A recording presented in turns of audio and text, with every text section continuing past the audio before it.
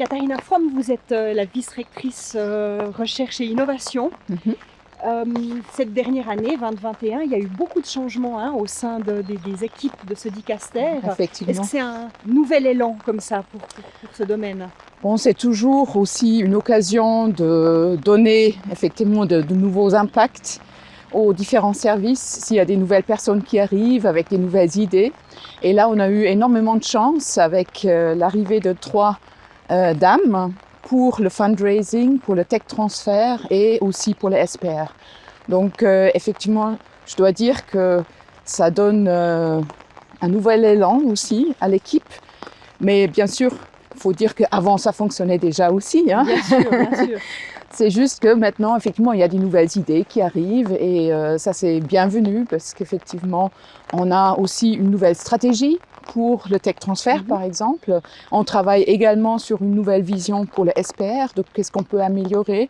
Et là, c'est sûr que les personnes qui arrivent ou qui sont arrivées récemment ont donné un impact nouveau.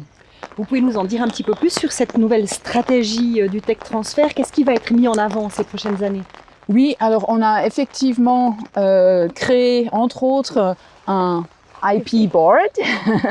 Donc le IP Board, c'est un petit groupe d'experts de domaines très différents qui ont travaillé, qui ont des connaissances sur des domaines différents et qui peuvent nous aider à évaluer en fait les découvertes qui sont faites à l'intérieur de l'université pour décider si effectivement on va breveter ou pas, ou si on va aller vers une start-up.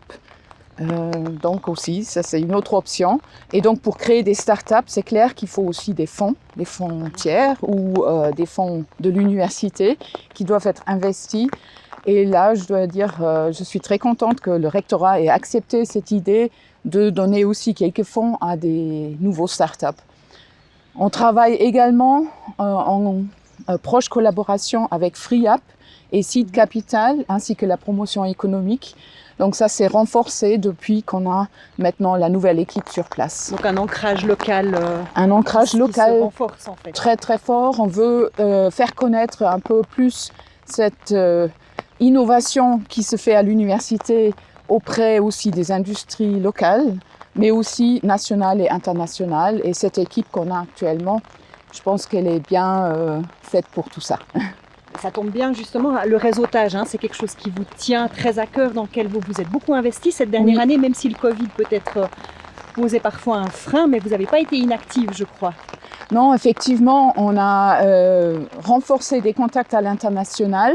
Donc ça aussi avec mon collègue Bernard Ries, qui est responsable des relations internationales.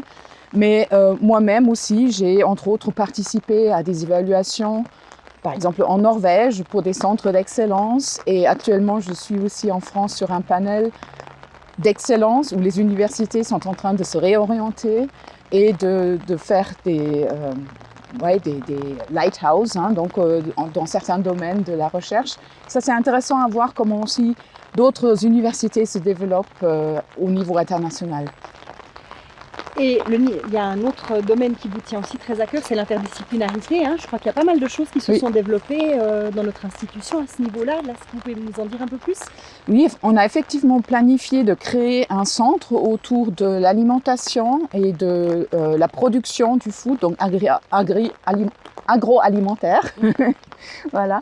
Et donc ça, c'est quelque chose où on voudrait attaquer le sujet de manière interdisciplinaire, c'est-à-dire, bien sûr, avec les biologistes, ça c'est les premiers auxquels on pense, mais aussi par exemple avec les psychologues, avec les chimistes, avec les collègues de la faculté de droit par exemple.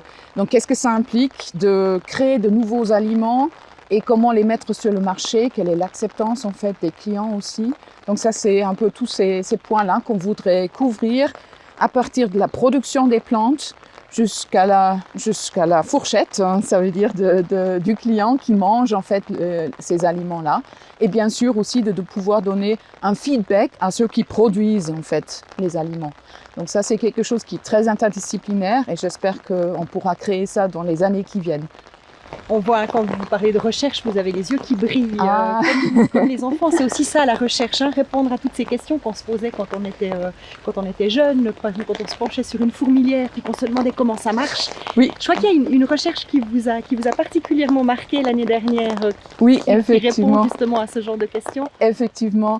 Donc, quand j'étais toute petite, en regardant une fourmilière, je me suis toujours posé la question que les fourmis doivent communiquer d'une manière ou d'une autre. Et je me suis aussi dit qu'en tant qu'être humain, on est quand même, entre guillemets, assez bête de ne pas comprendre le langage des animaux. Et donc, quand l'année dernière, j'ai découvert qu'un de nos groupes de recherche ici à l'université a travaillé sur la communication entre les fourmis, ben, ça m'a fait clic et j'ai dit, ben voilà, je le savais toujours, mais maintenant on a trouvé la preuve en fait. C'est aussi quelque chose qui nous tient très à cœur, hein, à l'Université de Fribourg, cette communication justement avec le jeune public, avec le public en général. Oui. On a eu la chance de pouvoir organiser cette journée porte ouverte Explora qui a dû être remise justement à cause du Covid. Oui. Vous étiez présente. Qu'est-ce que vous retirez d'une journée comme ça? C'est très intensif comme journée. Le contact avec le grand public, c'est très important parce qu'on voit que les gens s'intéressent à ce qu'on fait chez nous. Et donc ça c'est, pour moi, c'est aussi important de pouvoir raconter ce qu'on fait et de transmettre l'enthousiasme pour la recherche, pour l'enseignement, pour la recherche de base qu'on fait à l'université, parce que c'est clair, c'est une autre recherche que ce qui se fait, par exemple, dans la HESSO, où c'est plutôt une recherche appliquée.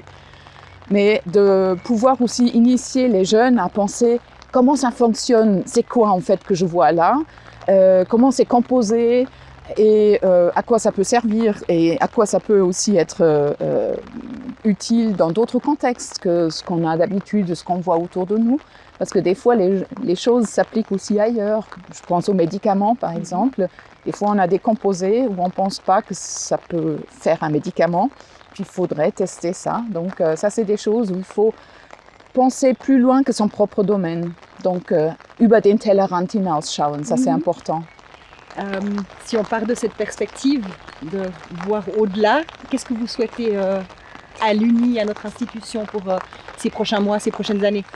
Je pense qu'il y a encore un potentiel énorme chez nous, c'est de faire parler les chercheurs entre eux, de jouer un rôle de catalyseur si on veut, pour que les gens puissent mieux se parler, s'échanger au niveau de leur recherche et découvrir aussi, tiens, mon collègue il fait ça, ça serait intéressant de collaborer.